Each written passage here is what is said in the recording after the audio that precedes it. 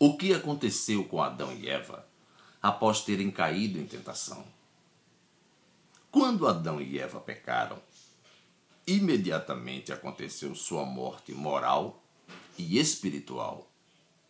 Gênesis, capítulo 2, versículo 17.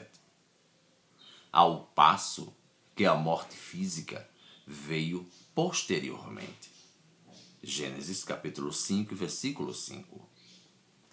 A morte moral consistiu na morte da vida de Deus dentro deles, quando sua natureza se tornou pecaminosa. A morte espiritual destruiu a comunhão que antes tinham com Deus.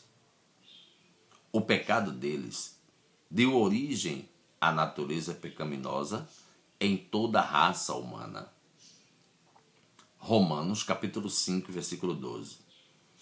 1 João, capítulo 1 e versículo 8. Eclesiastes, capítulo 7 e versículo 20. Qual o caminho traçado por Deus para redimir a raça humana? Após terem caído em tentação, Adão e Eva descobriram que estavam nus. A consciência de estarem nus passou a associar-se ao pecado e à condição caída e depravada da raça humana. Então, Deus foi obrigado a sacrificar o animal para fazer vestimenta de sua pele e cobrir a nudez deles. Gênesis, capítulo 3, versículo 21. O animal sacrificado figurava o sacrifício do Senhor Jesus no Calvário para cobrir o pecado dos que nele creem. 1 Coríntios, capítulo 15, dos versículos 21 e 22.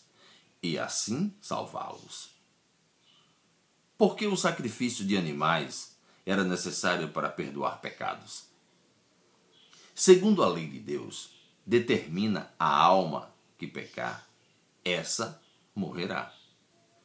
Ezequiel, capítulo 18, dos versículos 4 ao 20. Mas por que Deus desejava salvar seu povo, perdoar seus pecados e reconciliá-lo consigo mesmo? Ele proveu um meio de salvação ao aceitar a morte de um animal inocente em lugar dele. Esse animal levaria sobre si a culpa e a penalidade do pecador. Levítico, capítulo 17, versículo 11. Isaías, capítulo 53, e versículos 4, 6 e 11. A cerimônia do sacrifício pelos pecados chamava-se expiação. Essa palavra significa cobrir e a transmite a ideia de cobrir o pecado mediante resgate, de modo que haja reparação ou restituição adequada pelo delito cometido. Qual era a condição do animal para ser sacrificado?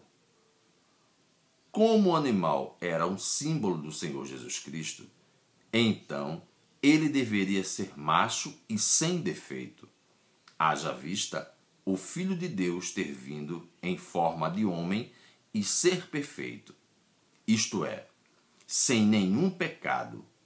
Levítico, capítulo 1 e versículos 3, 10, 22 e 19.